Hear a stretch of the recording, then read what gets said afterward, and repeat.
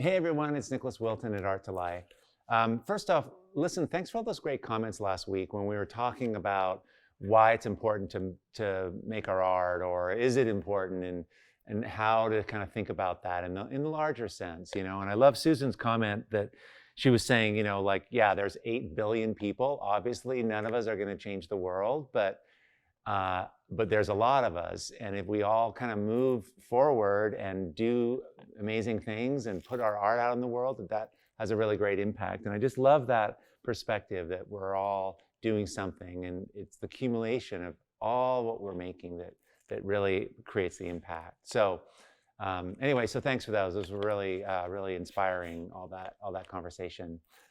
Today, what I want to talk to you about is has to do with transitions. And I think of transitions, they're very interesting, right? Where something changes into something else, where the beach turns into the ocean, always where those edges are, when one thing becomes another thing, that's where the juice is, that's where the energy is, right? And we have the same thing in our work, you know, where one color ends and something else begins. And it's the contrast of going from one to the other that kind of creates interesting, exciting work. It also relates to arrival and departure. You know, people remember the last thing you say to them, right? Or how you leave a party is really important, you know, saying goodbye to people, or how you arrive. Like, it's those moments when something changes from one thing to another, when, you know, when you're leaving. And I do this thing, and I don't know if I've even talked about it before.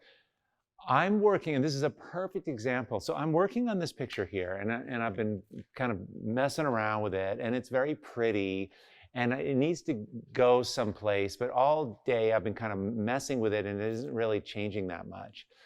And I'm going to leave, and I'm about to go. And what I'll do, the hack or the tip is, I have all day, I've been not really doing anything too big of a change on here. So just before I leave, I force myself to do something that's an overstatement.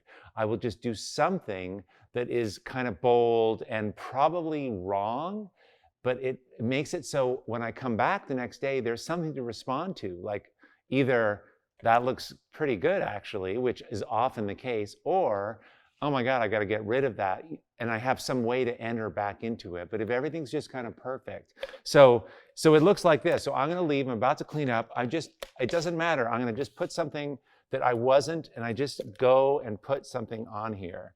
And it usually is a darker value or different color, something, you know, just like that. Because I can always paint that out. It's not like that great.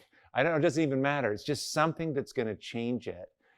And I do it in the last minute or two of when I've been working. And then it kind of creates a thing. Like, now I can look at this, and when I come back, I can respond to it. I can paint it out or do more of it. What's amazing is that when you just do that, more often than not, you end up keeping it, which is crazy. So anyway, that's a kind of tip that I do, and you might want to try that. It's just, how do you get outside of yourself? You know, how do you speed the progress along? And we don't take very big steps, right? So it's this, you're leaving, just turn around, do something, and then walk out of the studio. Don't even worry about it.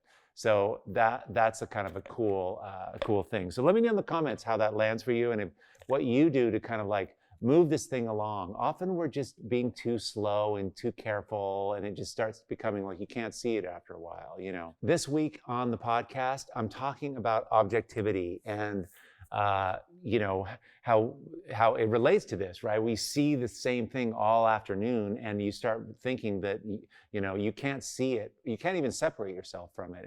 And this is so important to be able to do. What does our art feel like? We can lose track of it. And so we want to think, what do we want our art to feel like? And sometimes we can't tell anymore. You know, you get so close to it. And, you know, an idea that I talk about is just, you know, ask 10 people. You'd be surprised. Often most people just say it. They can see it. They're so objective. They just go, oh, it feels like this. It feels like a spring day, or it feels really tension, whatever.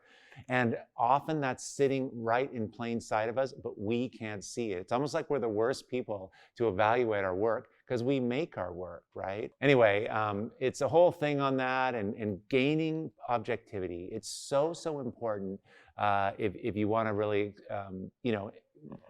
jumpstart your art and just make it stronger and stronger. Having that objectivity is key. Anyway, you guys, really appreciate you being here. Go ahead and leave some comments, and we'll dive into this this afternoon on this. Leave some questions, and I'll be coming around and checking it out. Thanks again. I will see you soon. Okay. Hey, everyone. If you found this helpful, I have a whole lot more to teach, share, and inspire you with every single week. So join the Art to Life YouTube channel by clicking the subscribe button below. Okay, let's do this. Awesome.